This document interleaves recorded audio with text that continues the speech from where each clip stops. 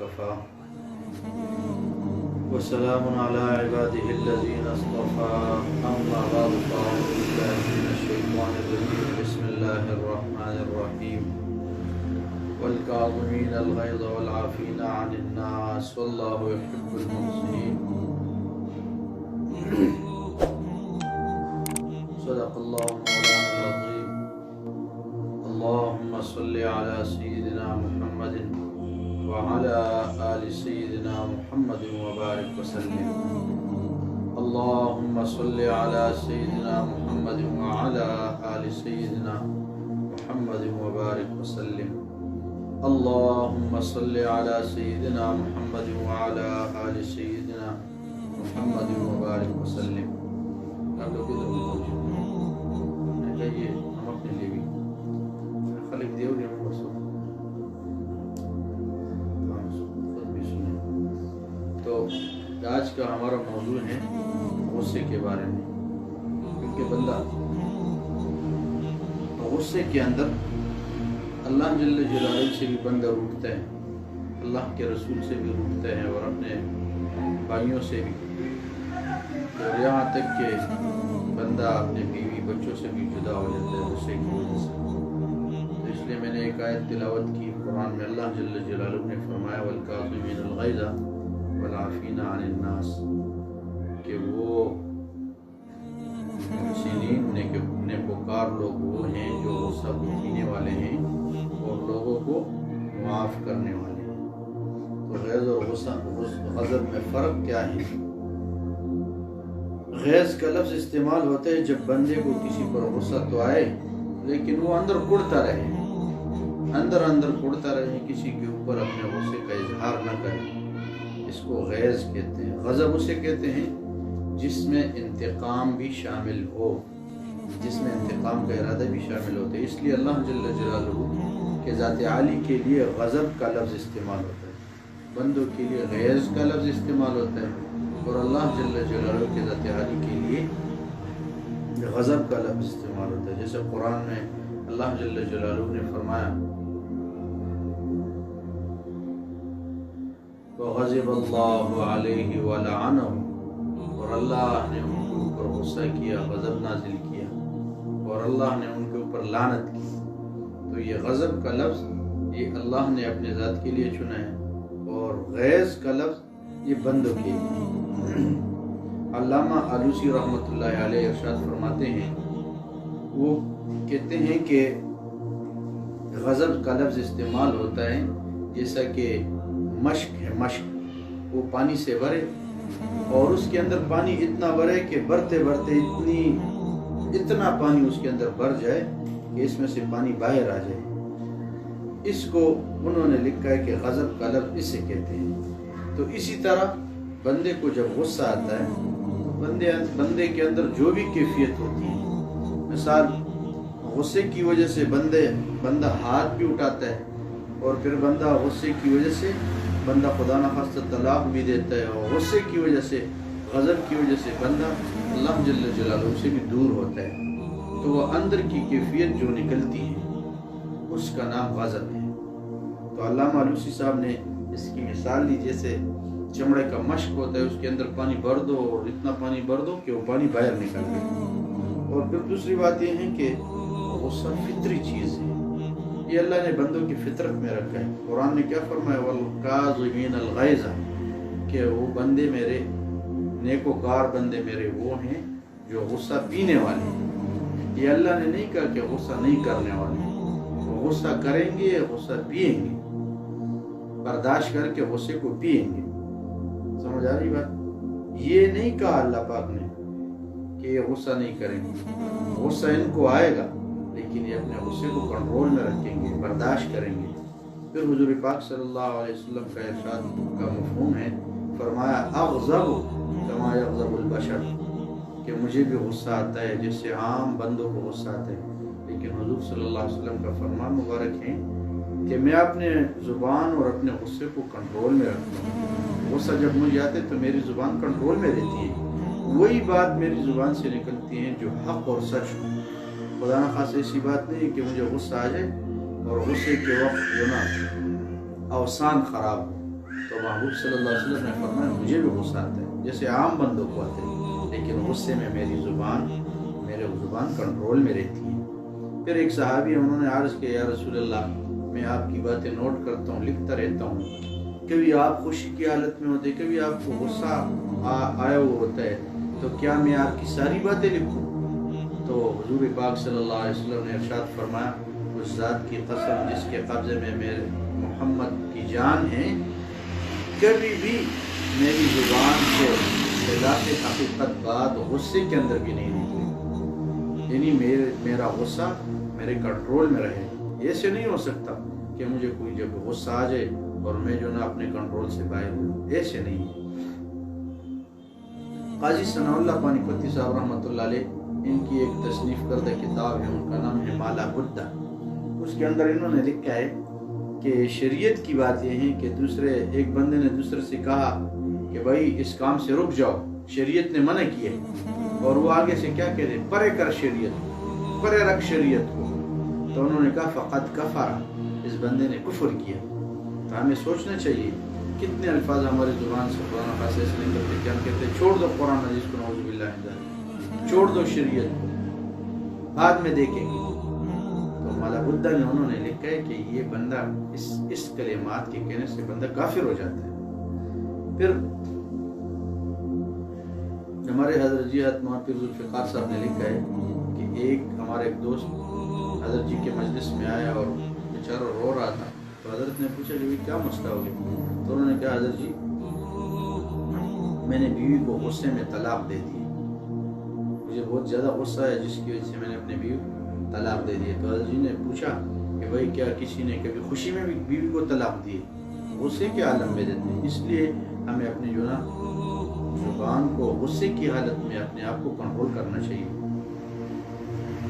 مرشد عالم حضرت خواجہ پیر غلام حبیب صاحب رحمۃ اللہ علیہ نے فرمایا اچھا سالک ہو، ان کا فرمان ہے، ہمارے حضرت پیر ذوالفقار صاحب دامت برکاتہ ان کے جو نا شیخ ہیں، انہوں نے فرمایا اچھا سالک وہ ہیں کہ شیخ بلا وجہ ڈانٹے اور وہ اس کے غصے کو قبول کرے۔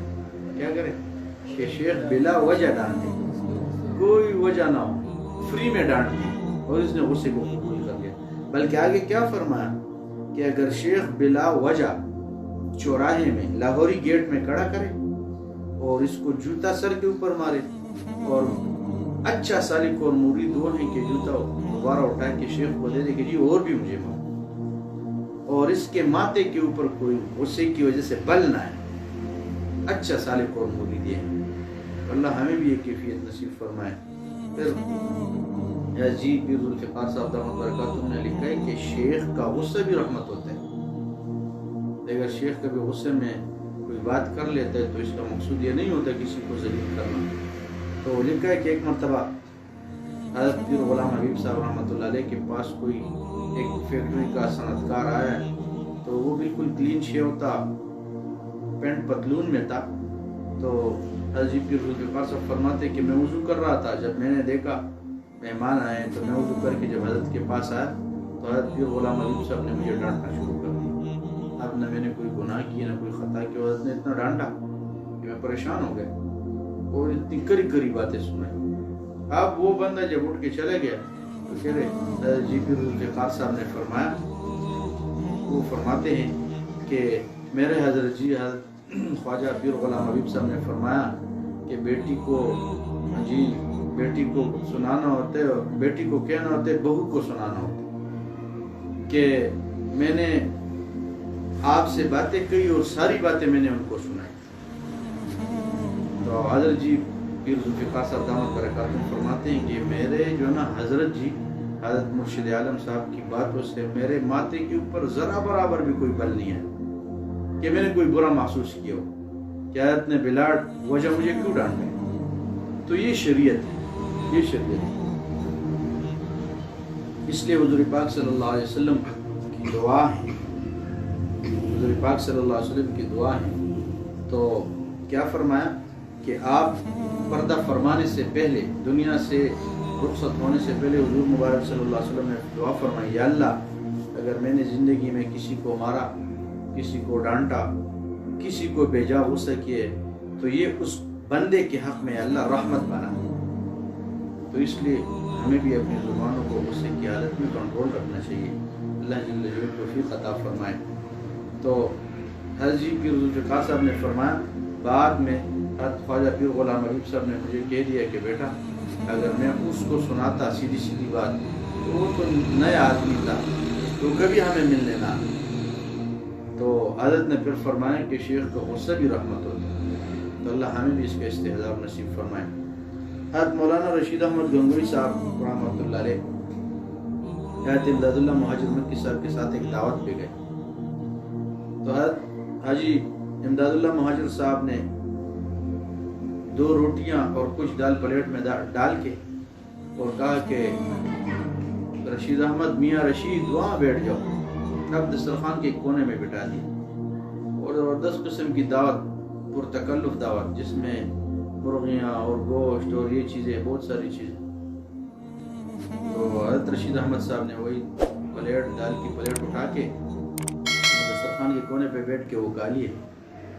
تو بعد میں حضرت امداد اللہ مہاجر صاحب نے جو نا ان کو کہا کہ میاں رشید آپ اس قابل تھے کہ میں آپ کو جوتوں میں بٹھا دوں، یہ آپ ہمارے احسان مانو کہ ہم نے آپ کو کیا کر دیا، دسترخوان پہ بٹھا دیا. تو میاں رشید احمد صاحب گنگوئی صاحب رحمۃ اللہ علیہ تو بنے ہوئے انسان تھے. انہوں نے کہا حضرت جی بے شک ایسے ہی ہے، میں جوتوں میں بیٹھنے کے قابل تھا، جوتوں میں بٹھانے کا قابل تھا، آپ مجھے جوتوں میں بٹھاتے، یہ آپ کا کرم ہے کہ آپ نے مجھے دسترخوان پہ بٹھایا. لیکن حضرت جی پیر ذوالفقار صاحب دامت برکاتہم فرماتے اگر ہمارے اس زمانے کے کوئی ہوتا تو کیا کہتا، یہ اچھے شیخ ہیں، خود تو جو نا مرغے کھا رہے اور ہمارے پلیٹ میں دال ڈال کے کہہ رہے ادھر کونے میں بیٹھ کے کھاؤ. تو ایسے تربیت اصلاح مشائخ کی ہوئی. کبھی اگر شیخ جلال میں بھی آئے کوئی سخت بات کہے، غصے میں کہہ دے کوئی بات، تو ہمیشہ مرید کا فائدہ اس میں ہوتا ہے، کیونکہ اس میں تو کوئی ذاتیات ہوتے نہیں. اب انسان بنانا کوئی آسان کام ہے، بہت مشکل ہے. اب یہ ہماری خراب عادت ہے تو تب بھی ختم ہوگی جب شیخ ڈانٹے گا، غصہ کرے گا. یہاں تو تھوڑی بات کرو استاد جی. تو غصے کا علاج اب یہ فرض ہے، کیونکہ اس سے بندہ اللہ سے دور ہوتا ہے، اللہ کے رسول سے دور ہوتا ہے. پھر انسان کا گھر برباد ہو جاتا ہے. کئی گھرانے غصے کی وجہ سے ٹوٹ گئے، دائرے شریعت سے بندہ خارج ہو جاتا ہے، ایسے الفاظ کہتے ہیں. اس لیے اس کا علاج بھی جو ہے نا بہت ضروری ہے. غصے میں تو بندے کا دماغ آؤٹ ہوتا ہے، بات کچھ سمجھ بھی نہیں آتا. اس لیے حدیث پاک میں ہے کہ شیطان کہتا ہے کہ جب بھی بندہ غصے میں ہوتا ہے تو میں اس کے اندر اس طرح پھرتا ہوں جس طرح خون انسان کے رگوں کے اندر پھر رہا ہوں، اس طرح میں اس کے اندر کام کر رہا ہوتا ہوں. تو اس وقت بندے کو کتنا غصہ جلال آتا ہے، اب جی میں پتہ نہیں کیا کیا باتیں شیطان ڈالتے ہیں.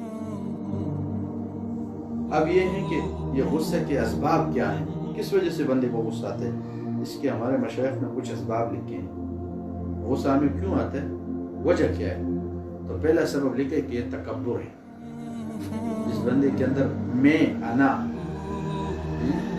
مجھے کیوں کہا ہے، اور میں تو اس سے بڑا ہوں، اور میں تو صوم و صلات کا پابند ہوں، مجھے کیوں کہا ہے. انا کی وجہ سے انا کی انانیت اندر ہوتی ہے، تکبر ہوتا ہے. تکبر کی وجہ سے اس لیے یہ کہہ رہے کہ مجھے تو انہوں نے جو بات کہی اچھی نہیں کہی. تو انانیت کی وجہ سے ایک سبب یہ ہے. جب بھی بندے کے اندر تکبر ہوگا اس کو غصہ ہے. ایک بندہ اپنے آپ کو چھوٹا ہی سمجھ رہے ہے، اگر اس کو غصہ کیا جائے تو کہے گا میں تو چھوٹا ہوں، کیا بات. ایک بندہ اپنے آپ کو کچھ سمجھ رہا ہے، انا ربکم الاعلی کا دعویٰ بھی کسی نے کیا، فرعون نے، میں تمہارا سب سے بڑا رب ہوں. تو اس لیے یہ جو پہلا سبب یہ ہے کہ بندے کو غصہ کیوں آتا ہے، تکبر کی وجہ سے. اس کے اندر تکبر ہوتا ہے، مجھے ہلکا کیوں سمجھا گیا، مجھے چھوٹا کیوں سمجھا گیا. اور دوسرا سبب عجب ہے. عجب کسے کہتے ہیں، اپنے آپ کو کچھ سمجھنا. تو جی انہوں نے مجھے جو نا حقارت کی نگاہ سے دیکھا، انہوں نے مجھے ہلکا سمجھا.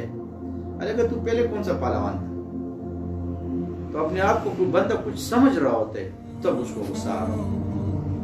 اور بندہ اپنے آپ کو کہے کہ بھائی میں تو اصحاب کہف کا کتا ہوں، اس کو کب غصہ آئے گا؟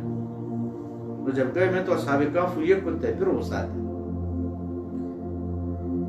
اور تیسرا سبب غصہ مذاق کی وجہ سے بھی آتا ہے. بعض اوقات بعض بندے کے جو نا بندے میں مذاق زیادہ ہوتا ہے، وہ ہنسی مذاق زیادہ کر رہا ہوتا ہے. اب جس سے مذاق کر رہا ہے وہ برداشت نہیں کر پاتا تو مذاق کی وجہ سے بھی غصہ آتا ہے. اور چوتھا عمل، چوتھا سبب جس کی وجہ سے بندے کو غصہ آتا ہے وہ تنقید ہے. اگر اندر بنا ہوا ہے تو روک ٹوک والے کو محسن سمجھے گا. آپ نے کسی کو کہا بھائی رک جا، بیٹھ جائے گا. اگر وہ اندر سے بنا ہوا کہے گا کہ یہ تو اس سے بڑے ہیں، انہوں نے میرے جو نا خیر کی بات کہی ہے، اب انہوں نے مجھے روکا ہے تو یہ اس میں میرا فائدہ ہو. تو تنقید، اب کوئی روک ٹوک کرے اور اندر سے بندہ اچھا سمجھے تو سمجھ لو کہ اندر اس کی جو نا اندر بنا ہوا ہے. اور اگر آپ نے اس کو روکا اور وہ نہیں روکا تو سمجھ لو کہ اندر مسئلہ ہے. تو اس وجہ سے کو غصہ بھی آئے گا. پھر حضرت سیدنا عمر بن خطاب رضی اللہ عنہ ارشاد فرماتے ہیں جو شخص میرے پاس میرے عیوب کا تحفہ لائے گا میں اس کے لیے بخشش اور مغفرت کی دعا کروں گا کہ اللہ اس وقت بندے کی بخشش فرما لے، اس نے میرے عیوب مجھے بتا دی. اور پانچواں سبب جو بندے کو غصہ کیوں آتا ہے، پانچواں سبب یہ ہے کہ بندے کے اندر حرص ہوتا ہے.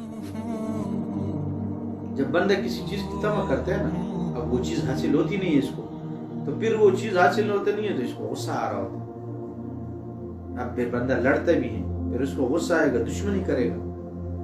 بھائی میں تو اس کے لیے بیٹھا ہوں، مجھے کیوں نہیں مل رہا یہ چیز؟ حرص ہوتا ہے اندر، اور حرص کی وجہ سے تو یہ اسباب. اور ایک سبب، چھٹی سبب جس کی وجہ سے بندے کو غصہ آتا ہے وہ حسد ہے. وہ حسد کسے کہتے ہیں؟ کسی کے پاس کوئی گاڑی دیکھ لی تو کہا کہ بھائی مجھے نہیں ملی، اس کو کیوں ملی؟ ایک غبطہ ہے. غبطہ یہ ہے کہ بھائی مجھے بھی مل جائے، اس کو ملی ہے، اللہ اس کو نصیب کرے اور اللہ مجھے بھی دے.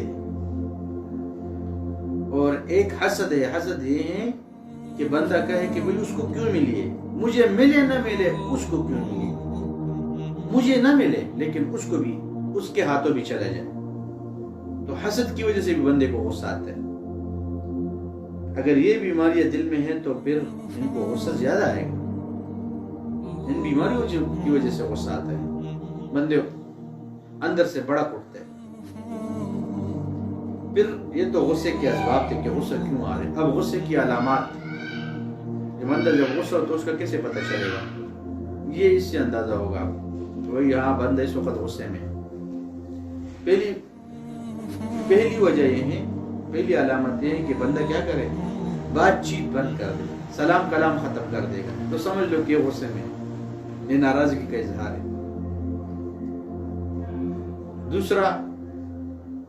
دوسری علامت تیوری چڑھا دے، بس ایسے ہر وقت جو نا ماتھے میں 12 بل بنے ہوئے تو سمجھ لو کہ بندہ اس وقت کیا ہے، غصے میں.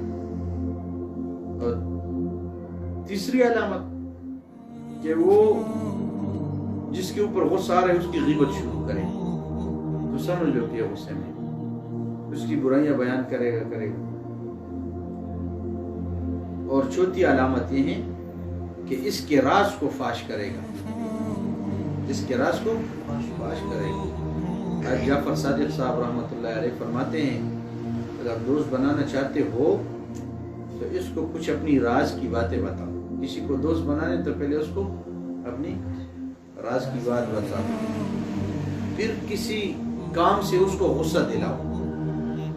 جب تم غصہ دلاؤ گے تو دیکھ لو وہ تمہارا راز فاش کرتا ہے کہ نہیں. اگر راز فاش نہیں کرتا تو دوستی کے قابل ہے، اس سے اس کو دوست بنایا جائے. اور اگر آپ نے دیکھ لیا کہ اس کو جو نا اس نے تیرے راز کو فاش کر دیا تو اب یہ دوستی کے قابل نہیں ہے. اور ہمیشہ ایسے ہی ہوتا ہے، وہ بیچارے تنہائیوں میں جو کچھ کیا ہوتا ہے وہ سارا سامنے آ جاتا ہے. تو اس لیے غصے کی علامت ہے. اور پانچویں علامت یہ ہے کہ اظہار کا طریقہ یہ ہے کہ دل میں حسد رکھنا، کینہ رکھنا۔ کینہ کسے کہتے ہیں؟ دل میں چھپی ہوئی دشمنی، اندر اندر سے کہہ رہے کہ موقع ملے گا تو کیا کروں گا، تو جس سے کینہ پیدا ہو تو یہ حسد پیدا ہو، تو یہ چیزیں ہیں کہ یہ جو نا ناراضگی کی علامتیں ہیں، اور یہ غصے کی علامت ہے۔ یہاں بندے اس وقت غصے میں پھر اگلا کام کیا ہے؟ ملنا جلنا بند کر دے۔ پہلے مستقل ملتا رہا، اب اس نے ملاقات ہی بند کر دی، ملتا ہی نہیں ہے۔ احسان بند کر دے، پہلے ٹھیک ٹھاک معاملات کرتے رہے، اچھائیاں کرتا رہا، اب جب اس کو غصہ آ گئے تو اس کی علامت یہ ہے کہ جو تیرے ساتھ خیرخائی کرتا رہا اس نے اپنے خیرخائی کو روک لیا، تو یہ غصے کی علامت۔ اور چھٹی علامت غصے کی کیا ہے کہ ساتھ غصے میں ہے کہ غصے میں آ کر وہ ہاتھ اٹھائے گا، لڑے گا، مارنا شروع کر دے گا، تو سمجھ لو یہ غصہ۔ اب غصہ دور کرنے کا علاج کیا ہے؟ یہ تو اسباب بھی ہو گئے کہ غصہ کس وجہ سے بندے کو، جب بندہ غصے میں ہو تو نشانی علامت کیا ہے؟ اب اس کا علاج کیا ہے؟ تو علاج یہ ہے کہ بالکل بندہ خاموش رہے، جب بھی بندے کو غصہ ہے تو بس خاموش رہے، کوئی بات نہ کرے۔ اس وقت اگر خاموشی اختیار نہ کی اس نے اور کوئی بھی بات کرے گا، بولے گا، تو شر کا دروازہ کھلے گا۔ جب بھی بات کرے گا غصے کی حالت میں تو وہی گھر برباد ہوگا، رشتہ ٹوٹ جائے گا، طلاق پڑ جائے گا، اللہ رسول سے دوری ہو جائے گی۔ اس لیے غصے کے وقت یہی علاج ہے کہ کیا کیا جائے؟ بندہ خاموش چپ بیٹھ جائے، ایک علاج۔ حضور پاک صلی اللہ علیہ وسلم کے بارے میں حضرت صحابہ کرام فرماتے ہیں کہ آپ کی عادت مبارکہ یہ تھی کہ جب بھی آپ کو غصہ آتا، جلال میں آپ آتے تو آپ خاموش ہو جاتے اور آپ کا چہرہ اور مبارک سرخ ہو جاتا لال کی طرح۔ اور صحابہ کرام فرماتے ہیں کہ ہم آپ کا چہرہ پر دیکھ کے ہم اندازہ لگا لیتے کہ اس وقت محبوب کبریا صلی اللہ علیہ وسلم غصے جلال میں، تو آپ غصے میں بالکل نہ بولتے، خاموش رہتے، آپ بس آپ کے چہرے انور سے معلوم ہوتا کیا غصہ۔ اور یہ تو ایک علاج۔ دوسرا علاج یہ ہے کہ بندہ جب بھی غصہ آ جائے تو اپنی جگہ تبدیل کرے، اوپر نیچے چلے جائے، اوپر ہے نیچے چلے جائے، نیچے اوپر آ جائے، جگہ تبدیل کرے، ہجرت کرے۔ ہجرت کرے گا، کچھ نہ کچھ ہلے گا تو اس کا غصہ ختم ہوگا۔ تیسرا علاج یہ ہے کڑا ہے بیٹھ جائے، بیٹا ہے لیٹ جائے، کیونکہ یہ جب لیٹے گا زمین کے اوپر تو زمین یہ انسان بنا ہے مٹی سے، مٹی کے اندر عاجزی ہے۔ شیطان نے کیا کہا تھا؟ انا خیر منہ، میں آدم سے بہتر ہوں، خلقتنی من نار وخلقتہ من طین، اے میرے اللہ آپ نے مجھے آگ سے پیدا کیا، آدم کو کس سے؟ مٹی سے پیدا کیا۔ آگ کی جو نا آگ کی حیثیت یہ ہے کہ اوپر کی طرف جاتے ہیں اور مٹی زمین پر پڑی رہتی، قرآن نے کہا ہے۔ تو غصے کے عالم میں بندہ بیٹھا ہے لیٹ جائے، زمین کے اندر چونکہ مٹی کے اندر خاکساری کے بڑی ہے، جب بندہ لیٹے گا اس کا غصہ ختم ہو جائے گا۔ اور چوتھا علاج کیا ہے؟ اگر پھر بھی غصہ کم نہ ہو، اگر پھر بھی تو پھر کیا کیا جائے؟ پانی پی لے، پانی پی لے، غصہ چونکہ آگ، اور یہ جب پانی پیے گا تو اس پانی کی وجہ سے اس کا آگ بچ جائے گا۔ پانچویں علامت کیا ہے؟ پانچواں علاج جب بندے کو غصہ ہے، جو پانچواں علاج کیا ہے کہ بھائی تعوذ پڑھے، اعوذ باللہ من الشیطان الرجیم، اعوذ باللہ من الشیطان الرجیم، یا لا حول ولا قوة الا باللہ، لا حول ولا لا حول ولا، اس کو پڑھے۔ پھر اس کے لیے مسنون دعا بھی ہے۔ اما عائشہ صدیقہ رضی اللہ فرماتی ہیں کہ حضور پاک صلی اللہ علیہ وسلم نے ارشاد فرمایا، اے عائشہ، اے حمیرہ، جب بھی آپ غصے میں ہوتے ہیں، جب بھی آپ غصے میں ہوتی ہیں مجھے پتہ چل جاتا ہے۔ انہوں نے عرض کی کہ میرے ماں، آپ کو کیسے پتہ چلتا ہے کہ مجھے اس وقت غصہ آیا ہوا ہے؟ تو آپ نے فرمایا کہ آپ اس وقت کیا کہتے ہیں؟ جب آپ خوش ہوتی ہیں تو آپ کہتے ہیں رب محمد کی قسم، رب محمد۔ جب آپ ناراض ہوتی ہے، غصے میں ہوتی ہے تو آپ کہتے ہیں رب ابراہیم کی قسم۔ تو اما عائشہ رضی اللہ عنہ کو تو حضور پاک صلی اللہ عنہ کو حضور سے بہت محبت تھی، تو انہوں نے عرض کیا کہ محبوب، اگرچہ میں غصے میں ہوتی ہوں لیکن میں پھر بھی آپ کا نام تو چھوڑ دیتی ہوں، لیکن آپ کو تو نہیں چھوڑتی، نام آپ کا نہیں لیتی، باقی آپ کو تو نہیں چھوڑتی۔ اور ایک اور علاج، 7واں جی 5 ہو گئے۔ چھٹا علاج کیا ہے؟ کہ چھٹا علاج یہ ہے کہ بھائی جس کو زیادہ غصہ ہے تو حضور پاک صلی اللہ علیہ وسلم نے فرمایا وہ اللہ کے جلال کے بارے میں سوچے کہ مجھے اگر لوگوں کی چھوٹی چھوٹی باتوں پر اتنا غصہ آتا ہے تو اگر اللہ میرے عملوں کو قیامت کے دن دیکھ لے برے اعمال اور اللہ کو جلال ہے تو میرا کیا ہوگا؟ مجھے تو غصہ آتے لوگوں میرے اتنے بڑے بڑے کبیرہ گناہ جو ہیں پہاڑوں برابر، قیامت میں اللہ کو غصہ آئے گا تو میرا پھر کیا بنے گا؟ اس لیے ایک صحابی تھے رضی اللہ عنہ، اپنے غلام کو کسی غلطی کی وجہ سے مار رہے تھے، حضور پاک صلی اللہ علیہ وسلم نے فرمایا کہ میرے صحابی کہ جتنا تجھے اس پر اختیار ہے اللہ کو تجھ پر اس سے زیادہ اختیار ہے، جتنا تجھے اس پر اختیار ہے اللہ کو تجھ پر اس سے زیادہ اختیار ہے۔ اگر یہ تیرا غلام ہے تو تو بھی اللہ کا غلام ہے، تجھے اتنا جلال آئے، غصہ آئے، اتنا مار رہے ہو، اگر اللہ تیرے گناہوں کے اوپر تجھے قیامت میں جلال میں اللہ تجھے مار دے پھر؟ حدیث پاک میں آتا ہے کہ جو بندہ اپنے غصے کو جلدی ختم کرے اللہ جل جلالہ سے قیامت کے دن اپنے غصے کو ختم فرما دے۔ اس لیے ہمیں بے شک جو غصہ نہ آئے،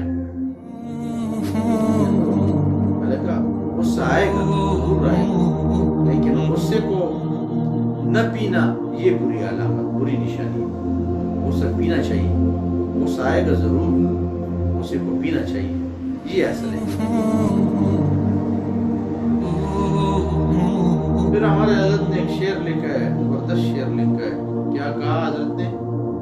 جورو ستم سے، جور کہتے ظلم، ستم بھی ظلم کو کہتے، جورو ستم سے جس نے کیا دل کو پاش پاش، جورو ستم سے جس نے کیا دل کو پاش پاش، احمد نے اس کو بھی تہہ دل سے دعائیں دی۔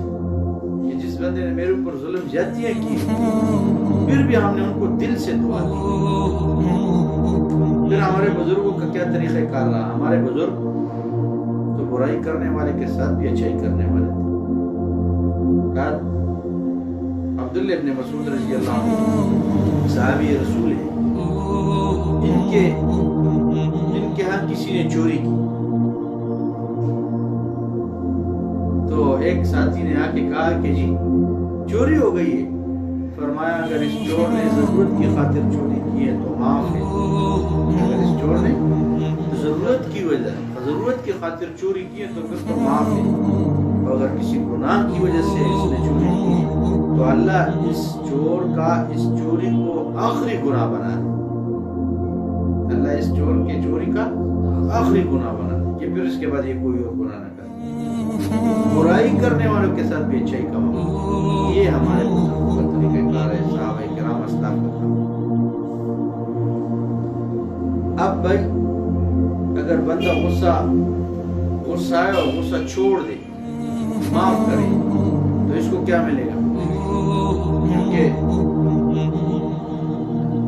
حضور پاک صلی اللہ علیہ وسلم ایک مرتبہ فتح مکہ سے پہلے کعبہ بیت اللہ شریف میں تشریف لائے حضرت عثمان کے پاس چابیاں تھیں کعبہ شریف کی، تو آپ نے حضرت عثمان سے کہا کہ عثمان، اور ابا والا کہ عثمان آپ مجھے کعبہ کی چابی دو تاکہ میں اس کے اندر کچھ نفل نوافل پڑھوں، اللہ کے سامنے آج ظاہر کروں۔ تو انہوں نے انکار کر دیا۔ تو آپ کو تو بہت جلال ہے، لیکن آپ نے خاموشی اختیار فرمائی، اور آپ نے کیا فرمایا؟ عثمان آج میں جدھر کھڑا ہوں ایک وقت ایسے آئے گا کہ تو میری جگہ کھڑا رہے گا اور میں تیری جگہ کھڑا، یعنی جیسے میں آج تجھ سے چابی مانگ رہا ہوں کعبہ کی اور آپ انکار کر رہے ہو، ایک وقت ایسے آئے گا کہ تو میرے سے چابی مانگے گا اور چابی میرے پاس ہوگی۔ فتح مکہ کے بعد حضور پاک صلی اللہ علیہ وسلم کعبہ شریف کے پاس آئے اور آپ نے پوچھا کہ بھائی کعبہ کی چابیاں لے آئے۔ اب حضرت عثمان چابیاں لے آئے، مبارک نے اپنے ہاتھ سے کعبہ شریف کھولا، اندر گئے، آپ نے نوافل پڑھے، اللہ کے سامنے عاجزی گزاری کی، اور حضرت عمر، حضرت عثمان، حضرت ابوبکر رضی اللہ عنہ، یہ صحابہ اس انتظار میں ہیں کہ حضور پاک صلی اللہ علیہ وسلم ہم میں سے کس کو آپ چابی دیں گے۔ اور آپ جب باہر تشریف لائے تو آپ نے حضرت عثمان کو توجہ کی کہ عثمان، میں نے آپ کو بتایا تھا نا ایک وقت ایسے آئے گا کہ میں نے ایک دن آپ سے کعبہ کی چابی مانگی تو آپ نے مجھے نہ دی، اور میں نے آپ سے کہا تھا، میں نے اس وقت صبر کیا، برداشت کیا، میں نے آپ سے کہا تھا کہ ایک وقت ایسے آئے گا کہ جدھر میں کھڑا ہوں ادھر تو کھڑا رہے گا، جدھر تو کھڑا ہے ادھر میں کھڑا رہا ہوں، یعنی ایک دن تو مجھ سے چابی مانگے گا، چابی میرے ہاتھ میں۔ اب عثمان ہم تجھے اللہ کے لیے معاف کرتے ہیں، اور صحابہ سارے انتظار میں تھے کہ چابی آپ ہمیں ملے گی، لیکن صلی اللہ علیہ وسلم نے احسان کا معاملہ کر کے حضرت عثمان کو چابیاں دی کعبہ کی، اور کہا کہ وہ جو آپ نے ہمیں چابیاں نہیں دی تھی ہم نے وہ تجھے معاف کر دی، اور یہ چابیاں قیامت تک تیری نسلوں میں چلیں۔ ہمارے اسلاف، ہمارے بڑے اب حضور اور صحابہ کا کیا رویہ رہا کہ آپ نے تو اپنے دشمنوں کو بھی معاف کیا، اور برائی کرنے والوں کے ساتھ آپ نے اچھائی فرمائی۔ تو آپ صلی اللہ علیہ وسلم نے دوبارہ چابیاں حضرت عثمان کو دے دی۔ اب حضور پاک صلی اللہ علیہ وسلم نے 3 باتوں کی قسم کھائی ہے۔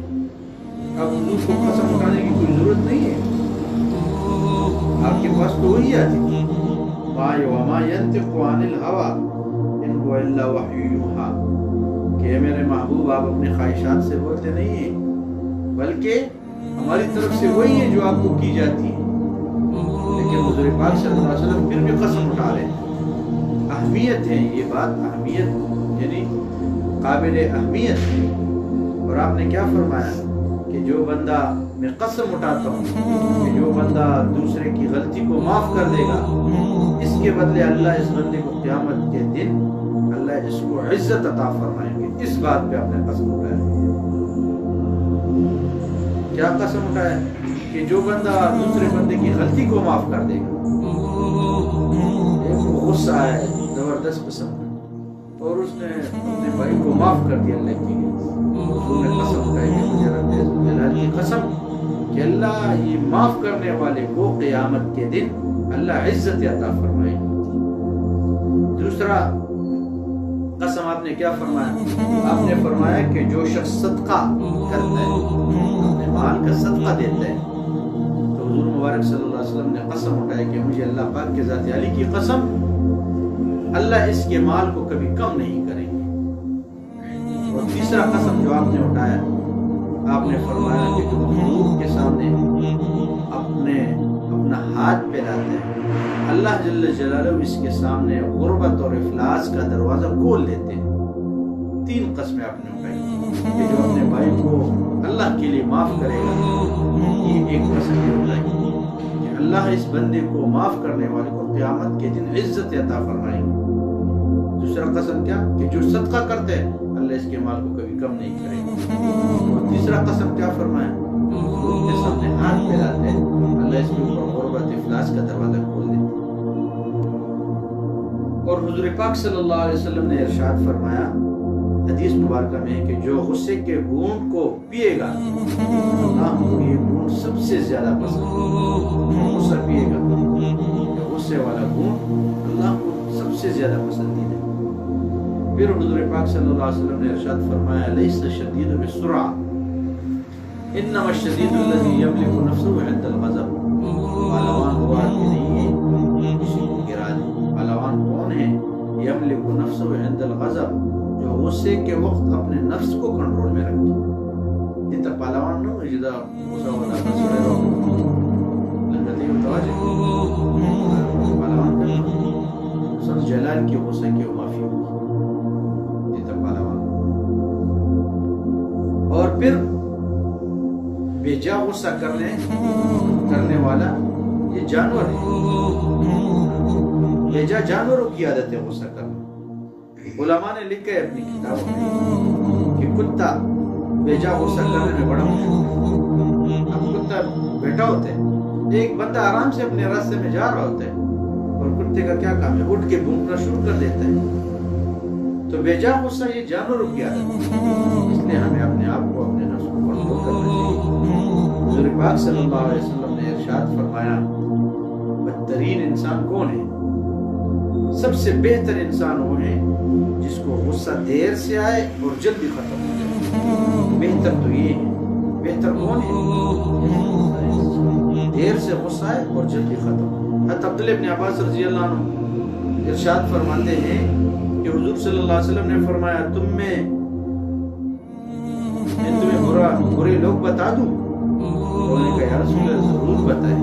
تو آپ نے فرمایا جو اکیلا کھائے اپنے غلام کو کوڑے مارے اور بخشش روک دے. جو اکیلا کھائے اپنے غلام کو کوڑے مارے اور بخشش روک دے. یعنی غصہ ہو اس کو ہر وقت غصے میں رہتا ہوں، بخشتا کسی کو معاف نہیں کرتا. تو آپ نے کیا فرمایا؟ یہ سب سے برے لوگ جو معاف نہ کرتے. پھر اس کے بعد حضور پاک صلی اللہ علیہ وسلم نے فرمایا میرے صحابہ بدترین انسان بتا دوں؟ انہوں نے کہا ضرور بتائیں. آپ نے ارشاد فرمایا جو لوگوں سے بغض رکھے اور لوگ اس سے رکھے. جو لوگوں سے بغض رکھے یہ سب سے بدترین انسان ہے. اور پھر آپ نے فرمایا اس سے بھی بدتر انسان بتا دوں؟ تو صحابہ نے عرض کیا یا رسول اللہ ضرور بتائیں. تو آپ نے فرمایا جس سے نیکی کی کوئی امید ہی نہ ہو. بعض اوقات ہم معاشرے میں دیکھتے ہیں بندے اس بندے سے ہمیں کوئی نیکی کی امید ہی نہیں. تو آپ نے فرمایا جس سے کوئی نیکی کی امید ہی نہ ہو اور اس سے انسانوں کو امن نہ ہو. دوسرے انسان اپنے جان کے اعتبار سے، مال کے اعتبار سے، خون کے اعتبار سے اس سے محفوظ نہ ہو. آپ نے فرمایا بدتر. تو پھر فرمایا اس سے بھی اگلے درجے کا بدترین بندہ بتا دوں؟ نواز کہتے ہیں رضی اللہ عنہ، انہوں نے کہا یا رسول اللہ ضرور بتا دیں اس سے بھی اگلے درجے کا کوئی بدتر آدمی ہوا. تو آپ نے فرمایا جو بندہ کسی کی لغزش معاف نہ کرے، کسی کی غلطی معاف نہ کرے اور کسی کی معذرت قبول نہ کرے یہ سب سے بدترین ہے. اور جب بندے کو اتنا غصہ چڑھا ہے، بعد میں چڑھا ہوتا ہے 20 سال تک بات نہیں، 30 سال تک بات نہیں، بالکل رشتے ناطے ختم ہو جاتے. تو اللہ جل جلالہ ہمیں غصہ پینے والا بنائے، غصہ پی کر اچھے طریقے سے معاف کرنے والا بنائے.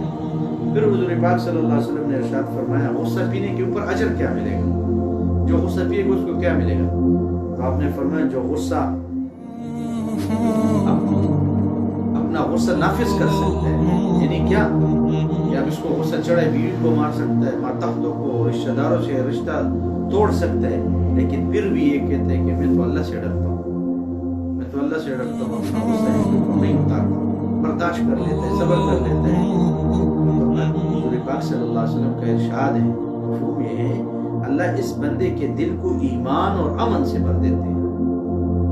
غصہ نافذ کرنے کے باوجود وہ تو اللہ اس کے دل کو ایمان اور امن سے بھر دیتے ہیں. اور ایک اور ارشاد حضور پاک صلی اللہ علیہ وسلم نے فرمایا کہ جو غصہ پیے گا، جو بندہ غصہ پیے گا اب یہ نافذ کر سکتا ہے، غصہ بہت آیا ہوا ہے لیکن یہ کہہ رہے کہ اللہ کے لیے معاف کر. حضور پاک صلی اللہ علیہ وسلم نے کیا ارشاد فرمایا کہ قیامت میں ارشاد ہوگا اے میرے بندے جنت میں داخل ہو جا، اور جس حور سے تو نکاح کرنا چاہے نکاح کرو، جس حور سے نکاح کرنا چاہے نکاح کرو، کیونکہ تو نے دنیا میں میرے بندوں کو معاف کیا تھا، اس کے بدلے میں آج ہم تیری نکاح حوروں سے کر لیتے ہیں۔ اور ایک تیسری حدیث ہے کہ جو بندہ غصہ پیے گا اس کے اوپر کیا ملے گا؟ برداشت اس نے کیا اسے۔ حضور پاک صلی اللہ علیہ وسلم نے ارشاد فرمایا قیامت میں سب انسانوں کے سامنے اعلان ہوگا،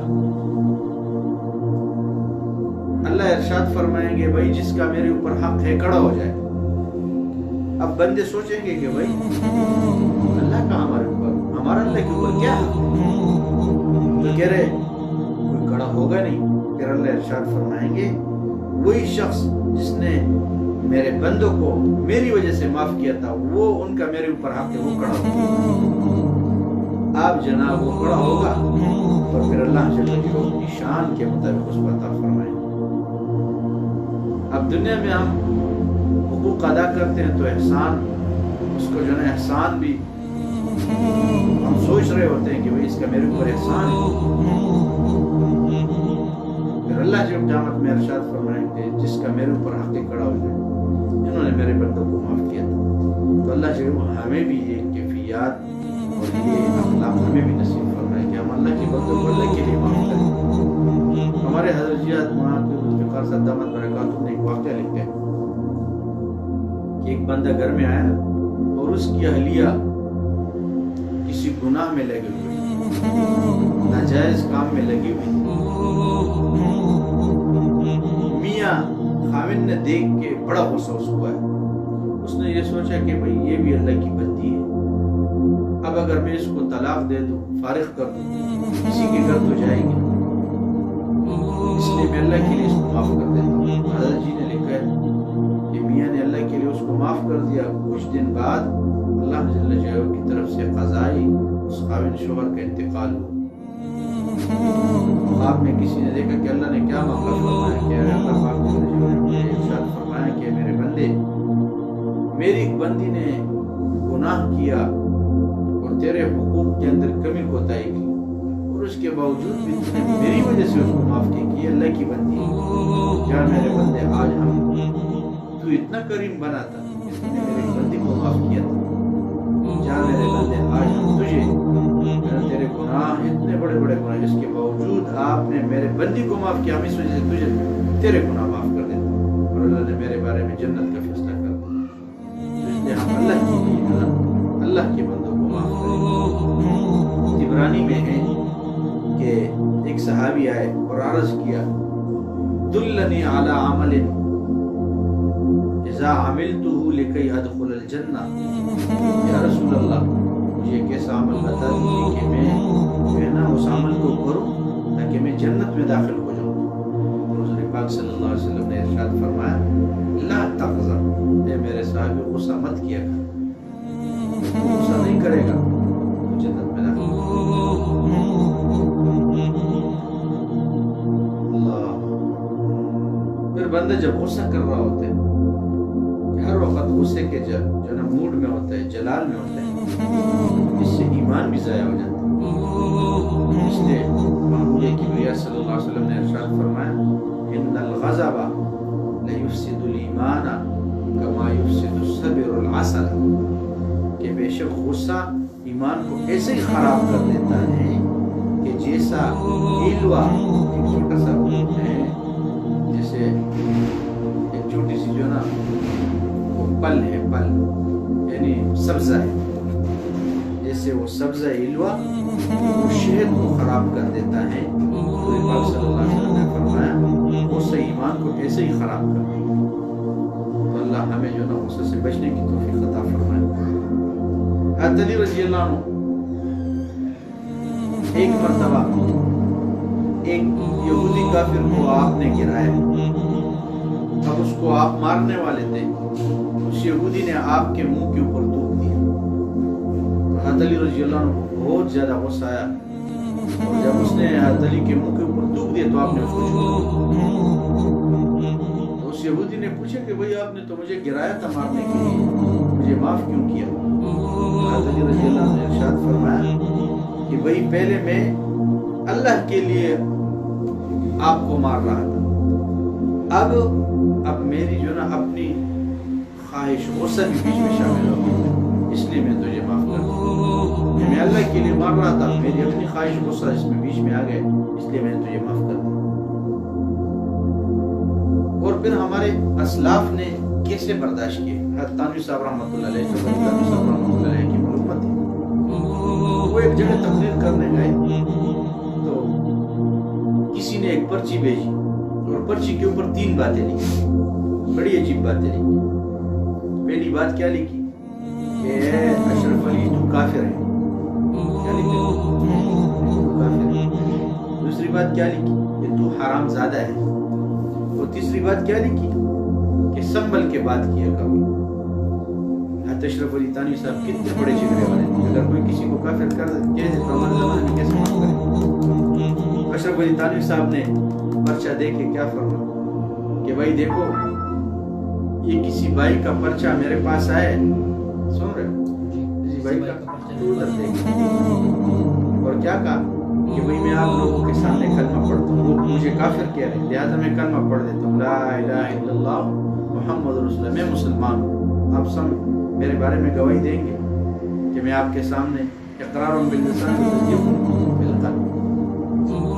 اور دوسری بات کہ آپ اس بندے نے لکھا ہے کہ یہ حرام زادہ ہے، یہ کیا ہے؟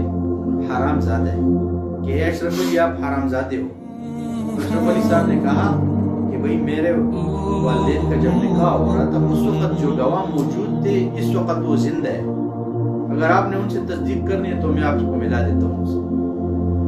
اور تیسری بات کیا کہ سنبھل کے بات کیا اشرف علی، تو حضرت اشرف علی تانوی صاحب نے ان سے کہا کہ بھئی میں تمہیں یہاں کوئی چندہ مانگنے نہیں آیا بلکہ دین کی بات سمجھانے آیا ہوں، میں کوئی چندہ مانگنے نہیں ہوں، دین کی بات سمجھانے آیا ہوں۔ تو دیکھو کتنی بڑی بڑی باتیں ان کو کی، اس کے باوجود اشرف علی تانوی صاحب نے کوئی غصہ نہیں کیا، کافر کہہ دیا، اور اس کے باوجود بھی آپ نے کیا کر دیا کہ بھائی میں مسلمان ہوں، کلمہ پڑھ دیتا ہوں۔ اللہ پاک جل جلالہ ہمیں بھی ایسی کیفیت نصیب فرمائے۔ حضور صلی اللہ علیہ وسلم کا ارشاد ہے من کف غضبہ کف اللہ عنہ عذابہ یوم القیامہ، کہ جس نے اپنے غصے کو روکا اللہ جل جلالہ اس بندے سے قیامت کے دن اپنا عذاب روک دے۔ جس نے اپنے غصے کو روکا قیامت کے دن اللہ اس بندے سے اپنے عذاب کو روک۔ تو اللہ جل جلالہ ہمیں بھی جو نا ایمان کی وہ کیفیت نصیب فرمائے کہ جس میں بندے کے اندر غصہ نہ آئے، بے شک غصہ ہے غصے کو پیے۔ پھر ہمارے سلسلے میں 35 اسباق ہیں، 7 لطائف ہیں۔ پہلا لطیفہ کیا ہے؟ لطیفہ قلب، جو نا کس طرف ہے؟ لطیفہ قلب بائیں طرف، اور دوسرا لطیفہ ہے لطیفہ روح دائیں طرف۔ تو ہمارے مشائخ نے لکھا ہے کہ جو لطیفہ روح کے اوپر محنت کرے گا، زیادہ اس کے اوپر جو ہے نا مراقبہ کرے گا لطیفہ روح کے اوپر، تو ہمارے مشائخ نے لکھا ہے کہ اللہ جل جلالہ اس کے غصے کو ختم فرما دے۔ یہ جو غصے والی کیفیت ہے، یہ جو غضب والی کیفیت، بندہ غصے میں ہو جاتا ہے ایک دم پیر جو ہے نا اپنے آپے سے نکلتا ہے، تو مشائخ نے لکھا ہے کہ جب بندہ کیا کرے گا؟ لطیفہ روح کے اوپر مراقبہ زیادہ کرے گا۔ دائیں طرف لطیفہ روح ہے، بائیں طرف لطیفہ قلب ہے، دائیں طرف لطیفہ روح ہے۔ لطیفہ روح کے اوپر زیادہ مراقبہ کرے گا، کوشش کرے گا، محنت کرے گا، جتنا اس کا مراقبہ لطیفہ روح کے اوپر بڑھے گا اللہ جل جلالہ اس کے غصے کو ختم فرما دے گا۔ غصہ آئے گا لیکن یہ برداشت کرے گا۔ پھر ہمارے سلسلے کے ایک بہت بڑے بزرگ جن کا نام ہے حضرت ابو الحسن خرقانی رحمۃ اللہ علیہ، وہ بڑے عجیب انسان تھے، شیر کے اوپر چلتے تھے، شیر کے اوپر بیٹھ کر آپ چلتے تھے، اور عجیب جنگل سے لکڑی لاتے تھے، شیر کے اوپر بیٹھ کے لاتے تھے، اور ہاتھ میں کوڑا کون سا ہوتا تھا؟ سانپ، زندہ سانپ آپ کا کوڑا ہوتا تھا۔ ایسے اللہ جل جلالہ نے ان کے لیے جو ہے نا یہ مخلوقات کے دل کو اللہ نے ان کے لیے تابع بنا دیا۔ تو ایک مرتبہ جب بھی کوئی شرارت کرتا تو آپ زندہ سانپ جو آپ کا کوڑا تھا اس سے مارتے شیر. تو خراسان سے ایک آدمی ایک مرتبہ بیت ہونے آیا حضرت کے پاس. حضرت جنگل گئے تھے, ادھر وہ گھر پہنچے تو حضرت کی اہلیہ سے پوچھا کہ حضرت خواجہ ابوالحسن خرقانی صاحب کدھر ہے؟ انہوں نے کہا بھائی کیوں, کیا غرض ہے؟ تو خراسان کے آدمی نے کہا جی میں بیت ہونے آیا. انہوں نے کہا تجھے پتہ ہے میں نے ساری زندگی اس کے ساتھ گزاری ہے, یہ کسی کام کا آدمی نہیں ہے, تو اس سے بیت ہونے آئے. بیت ہونے سے تو بندے کو کوئی فائدہ ہوتا ہے, اس سے تو دور بھی خراب ہو جائے کہ بیت ہو جائے. تو وہ بندہ تو میلوں سفر کر کے آئے, ہزاروں میل سفر کر کے آیا اور پریشان ہو. محلے کے لوگوں نے کہا کہ بھائی پریشان ہونے کی بات نہیں ہے, حضرت کی اہلیت تیز مزاج ہے, حضرت کی اہلیت تیز مزاج ہے, اور آپ بدگمانی مت کرو حضرت کے اوپر, آپ چھوڑ دو اس کو. اور لوگوں نے کہا آ جاؤ ادھر کھڑے رہو, اب حضرت شیخ جنگل سے تشریف لائیں گے واپس, آپ ان سے کرو. جو ہی حضرت تشریف لائے اب شیر کے اوپر سوار ہیں, لکڑیاں ہیں, ہاتھ میں کوڑا, زندہ سانپ. اب اس بندے نے جب دیکھا تو حیران ہوا, حضرت نے بھی جب دیکھا تو اللہ نے حضرت کو کشفن بتا دیا, کشف الہام ہوا حضرت کو کہ یہ جو خراسان کا آدمی ہے یہ آپ کی بیوی کی جو نا کڑوی کسیلی باتیں سن کے باغم ہو گئے, باغم, اس کو غم لگ گئے, پورے بدگمان ہو رہے بیچارہ. تو حضرت نے اس کے جو چہرے کو دیکھ کے پریشان حال دیکھ کے حضرت سمجھ گئے کہ بھائی یہ گھر سے ہو کے آ رہے ہیں. تو حضرت نے جو نا کہا کہ بھائی پریشان ہونے کی بات نہیں ہے, پریشان ہونے کی بات نہیں ہے. تو اس خراسان کے آدمی نے کہا کہ حضرت اتنی تیز مزاج عورت سے آپ نے شادی کیوں کی, اور ایسی خاتون سے آپ نے شادی کی کہ وہ تو جو بھی ہے برا بھلا اس کو کہے, اور آپ کے بارے میں اتنی باتیں بتائیں. تو حضرت ابوالحسن خواجہ ابوالحسن خرقانی صاحب رحمۃ اللہ علیہ نے فرمایا کہ بھائی یہ کرامت اس خاتون کی تکلیفوں پر صبر کا انعام ہے. یہ جو آج میں شیر کے اوپر بیٹھ رہا ہوں اور زندہ سانپ میرا کیا ہے, گھوڑا ہے. یہ کس وجہ سے, یہ خاتون ایسے ہی بیہودہ باتیں کہہ رہی ہوتی ہے میری اہلیہ, اور اس کو میں یہ کڑوی کسیلی ان کی سن سن کے برداشت کر رہا ہوں. اس کی وجہ سے اللہ جل جلالہ نے یہ جو صبر میں کر رہا ہوں اس کا انعام اللہ نے مجھے دیا. اگر میں یہ صبر نہ کرتا تو یہ شیر نر, یہ جو شیر تمہیں آ رہا ہے, کب میری بیگاری کرتا, کب میری بیگاری کرتا, اور میرا غلام کب بنتا. تو یہ کیوں بنے کہ میں اپنی بیوی کی جو نا غصے کو اور کڑوی کسیلیوں کو برداشت کر رہا ہوں. تو اللہ جل جلالہ ہمیں بھی ہے نا جن باتوں پہ عمل کی توفیق عطا فرمائے, اور اللہ جل جلالہ ہمارے انسان ہے وہ ساتھ رہتے کاظمین الغیظ والعافین عن الناس, بندہ غصے کو پیے اور لوگوں کو اللہ کے لیے معاف کرے. اللہ جل جلالہ ہم سب کو قرآن اور سنت اور شریعت کا پابند بنائے اور احکامات کے مطابق چلنے کی توفیق عطا فرمائے, اور ہم سب کو ان تمام یہ جو بری عادت ہے اللہ ہم سب کو نجات عطا فرمائے. حضور پاک صلی اللہ علیہ وسلم کے ارشاد کا مفہوم ہے کہ مہلکات ہلاک کرنے والی, اور ان میں سے آپ صلی اللہ علیہ وسلم نے یہ بھی فرمایا کہ غصہ بھی مہلکات میں سے, یہ بھی بندے کو ہلاک کر دیتا ہے.